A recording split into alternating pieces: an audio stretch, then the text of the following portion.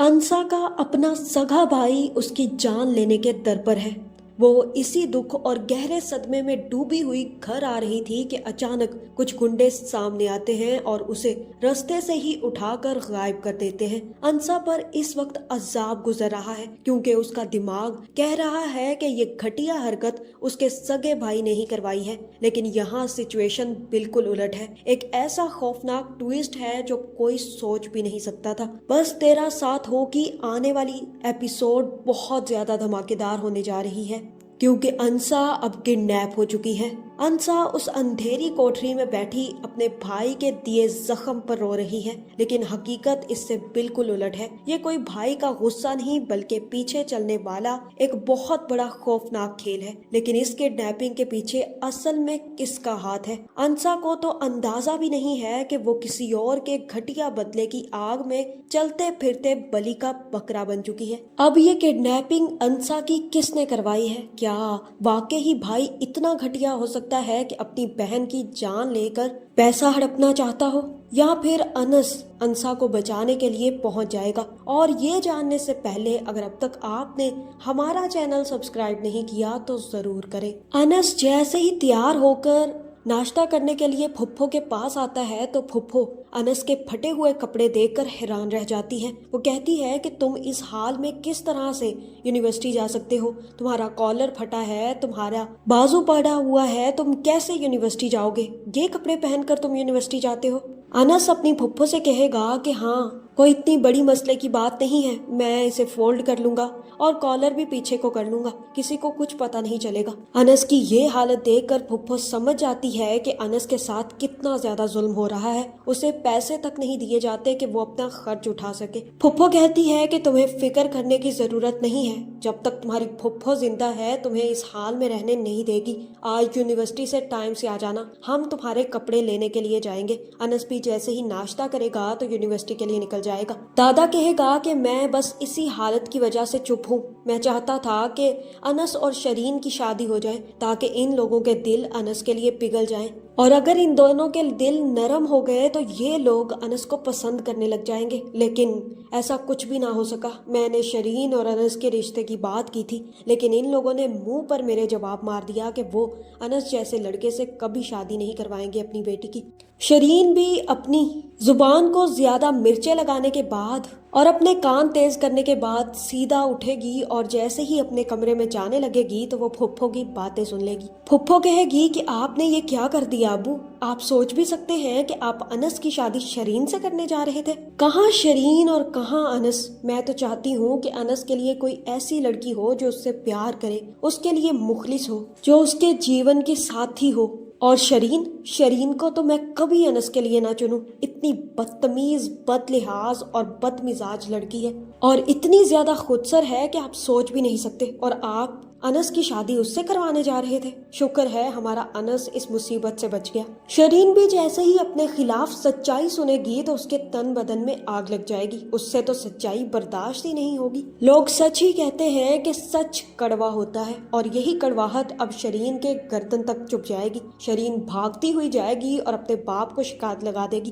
कहेगी कि फुफ्फो मुझे बदमिजाज, बदलिहाज और बदतमीज कह रही है। ये कह रही है कि अनस की शादी वो मुझसे कभी होने ही ना देती। मुस्तफा भी उल्टी खोपड़ी अपनी बेटी की बात सुनते ही भागता हुआ कमरे में जाएगा और कहेगा कि तुम्हारी हिम्मत कैसे हुई मेरी बेटी के बारे में ऐसे बात करने की? तुम किस की वजह से मेरी बेटी को ऐसी चीजें और ऐसे अल्फाज से लवाजमात दे रही हो? सिर्फ और सिर्फ उस अनस की वजह से तुम मेरी बेटी को ऐसे अल्फाज इस्तेमाल करके बुला रही हो? फुफ्फो कहेगी कि शर्म करो मुरसलीन, अपनी बेटी को सिखाने की बजाय तुम मुझसे लड़ने आ गए हो। तुम जानते हो कि बदतमीज और बदलिहाज तुम्हारी औलाद है और अनस एक सुलझा हुआ लड़का है। सुलझे हुए लड़कों को ऐसी लड़कियां रास नहीं आती, और अगर तुम्हारा यही हशर रहा ना तो तुम्हारी बेटी कहीं नहीं बसने वाली। अनस तो दूर की बात है, इसे तो कोई लड़का भी अपने साथ शादी करने के लिए नहीं राजी होगा। तुम अनस की नफरत में इस हद तक गिर गए हो मुरसलीन कि तुम ये भूल गए हो कि तुम्हें अपने बच्चों की तरबियत कैसे करनी चाहिए थी। फुफ्फो की ये बातें सुनने के बाद अनस की और भी ज्यादा बेइज्जती होने का वक्त आ चुका है। मुरसलीन को अब ये हजम नहीं हो रहा कि फुप्पो उसके बच्चों को डिग्रेड कर रही है और अनस को ज्यादा मोहब्बत दे रही है। अंसा भी यूनिवर्सिटी पहुंचेगी तो उसकी दोस्त सबसे पहले उससे मिलेगी। अंसा उसे बताएगी कि कल रात मेरे साथ क्या हुआ है। अंसा की दोस्त उससे कहेगी कि ऐसा कैसे हो सकता है, क्या कह रहे हैं वो लोग, तुम्हारी भाभी क्या कहती है, क्यों तुम्हें इतना परेशान कर रहे हैं। अंसा कहेगी कि बस यार क्या बताऊं तुम्हें। वो कहती है कि जिन बहनों को अपने भाइयों से मोहब्बत होती है तो वो उनके लिए अपना हिस्सा छोड़ देती हैं, और मैं कैसे छोड़ दूं हिस्सा, मेरे पास है ही क्या, मैं क्या करूंगी अगर मैं अपना हिस्सा छोड़ दूं तो। मेरा भाई तो मेरे एक टाइम का खर्चा नहीं उठा सकता, मेरी पूरी जिंदगी की देखभाल कैसे करेगा। ये तो मैं अब हिम्मत करके अपना पैसा मांग रही हूँ जिसकी वजह से मुझे पढ़ने दिया जा रहा है। कल को मैं पढ़कर कोई अच्छी जॉब पे लग जाऊंगी, वरना ये लोग तो मुझे जीते जी खा जाएंगे। अंसा की दोस्त कहेगी कि तुमने बिल्कुल सही फैसला किया है, तुम इसी तरह से खुर्शीद चचा को अपने साथ इन्वॉल्व रखो ताकि तुम्हारे भाई को इस बात का डर है कि अगर उसने कुछ भी किया तो पूरे मोहल्ले के साथ साथ पुलिस भी बुलाई जा सकती है। जहाँ जैसे ही अनस भी यूनिवर्सिटी में दाखिल होगा तो वो अंसा को देखकर अंसा के पास आएगा और कहेगा कि तुम ठीक हो, कल तुम्हारा भाई तुम्हें जिस तरह से लेकर गया मैं तो बहुत ज्यादा डर गया था। अंसा भी उसके पास आएगी और उसे अपने बैग से एक वॉलेट निकाल कर देगी और कहेगी कि ये लो तुम्हारा वॉलेट। अनस कहेगा कि ये मेरा वॉलेट नहीं है, जहां अंसा उसे बताएगी कि ये तुम्हारा ही वॉलेट है, देखो तो सही ऊपर तुम्हारा नाम लिखा है। अनस समझ जाएगा कि उसका वॉलेट और उसके वॉलेट की हालत अंसा देख चुकी है, लेकिन अनस वॉलेट लेने से इनकार कर देगा। अंसा उसे बार बार कहेगी कि तुम वॉलेट रख लो वरना मुझे बिल्कुल भी अच्छा नहीं लगेगा। अंसा के इतने ज्यादा इंसिस्ट करने के बाद अनस वो वॉलेट रखने पर तैयार हो जाएगा। अंसा भी जैसे ही क्लासेस लेने के बाद घर वापस आने लगेगी तो भाई और भाभी फिर से अपनी क्लास लाकर बैठे होंगे। भाभी कहेगी कि आपको कुछ ना कुछ तो करना ही होगा, अब आप ये हाथ पर हाथ रखकर ना बैठ जाइएगा, उसको सबक सिखाएं। कोई तो हल होगा ना इस बात का, कोई हल निकाले और कुछ करे, वरना ये लड़की आपका हिस्सा खा जाएगी। कुछ सोचे तो सही कैसे अब उसका हिस्सा हम ले ताकि वो कुछ करने के काबिल ना बचे। भाई कहेगा कि अब उसे मौत ही आएगी तभी तो मुझे उसका हिस्सा मिल सकता है, वरना तो वो मुझे अपना हिस्सा कभी नहीं देगी। यहाँ पर भाभी पीछे नहीं हटेगी बल्कि कहेगी कि फिर उसकी मौत की प्लानिंग करो, कुछ ना कुछ करो जिसकी वजह से वो मर जाए। अंसा अब बहुत बड़े बड़े दुश्मनों में गिर चुकी है, एक तरफ उसके बहुत बड़े दुश्मन हैं तो दूसरी तरफ अब शियान ने बहुत घटिया प्लान बना लिया है। शियान भी अपने दोस्त को फोन करेगा और कहेगा कि मेरे पास इस बात का बहुत अच्छा हल है, एक ऐसा हल है कि जिससे हम उस लड़की की अकल ठिकाने लगा सकते हैं और उससे अच्छे से बदला ले सकते हैं। तुम बस अपने बंदे तैयार रखो, हम तो घर पर मौजूद हैं, हम तो कुछ नहीं करेंगे, बस तुम्हारे गए हुए आदमी ही उसे उठा कर लाएंगे। ये कहने की देर होगी कि शियान आदमियों को कॉल करेगा और उसके बाद उनको अंसा को उठाने के लिए भेज देगा। जैसे ही लोग अंसा के घर पे पहुंचेंगे तो अंसा भी अपने घर की तरफ जा रही होगी। मुझे लगता है कि यहीं पर वो गुंडे अंसा को उठाएंगे, अपनी गाड़ी में डालेंगे और वहां से ले जाएंगे। भाई और भाभी की ये ख्वाहिश कि अंसा कभी घर वापस ना आए वो पूरी हो जाएगी। शियान भी अब अपने आदमियों से कहेगा कि इस लड़की को एक रात अपने पास ही रखो ताकि ये घर ना जा सके और सुबह होते ही इसे छोड़ देना। मुझे लगता है कि ये ही शियान और उसके दोस्त की सबसे बड़ी साजिश है, जिसके बाद अंसा को पूरी एक रात कैद में रखा जाएगा और आधे दिन के बाद उसे छोड़ दिया जाएगा। यूनिवर्सिटी में भी सब लोग परेशान होंगे कि अंसा क्यों नहीं आज यूनिवर्सिटी आई।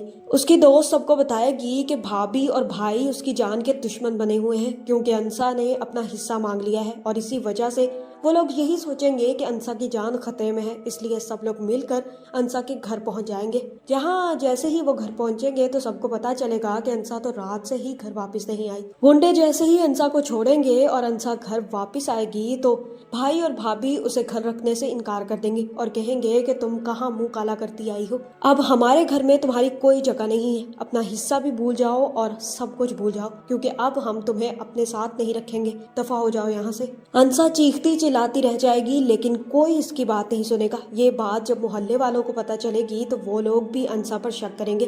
मुझे लगता है कि यहाँ पर अनस ही अंसा को लेकर कहीं और चला जाएगा। वो जानता है कि अब अंसा को कोई अपने घर में नहीं रखेगा। यहाँ हो सकता है कि अंसा के कहने पर अनस अंसा से शादी करने के लिए राजी हो जाए। इतना ही नहीं, क्योंकि उसे अपने एहसानों का बदला भी चुकाना है, इसलिए अनस अंसा से शादी करके उसे घर वापस ले आएगा। और यहाँ पर जंग सबसे ज्यादा शुरू होगी। जैसे ही ताया और सब लोगों को पता चलेगा कि अनस ने शादी कर ली है तो सब लोग आग बबूला हो जाएंगे। हर कोई अनस से नफरत करेगा और जैसे ही शियान को पता चलेगा कि अनस की बीवी कोई और नहीं बल्कि अंसा है तो वो सच्चाई जान जाएगा। उसे पता चल जाएगा कि रात की वजह से किसी ने अंसा को अपने घर में नहीं रखा तो अनस उससे शादी करके उसे अपने घर ले आया है। शियान कहेगा कि ये वही लड़की है ना जिसकी वजह से मैं बदनाम हुआ था, देखा अब कैसा बदला लिया गया तुमसे कि तुम भी अब बदनाम हो गई। ये सुनते ही अनस और अंसा दोनों को इस बात का अंदाजा हो जाएगा कि ये घटिया साजिश किसी और ने नहीं बल्कि शियान ने चली है। मुझे लगता है कि यहाँ पर अनस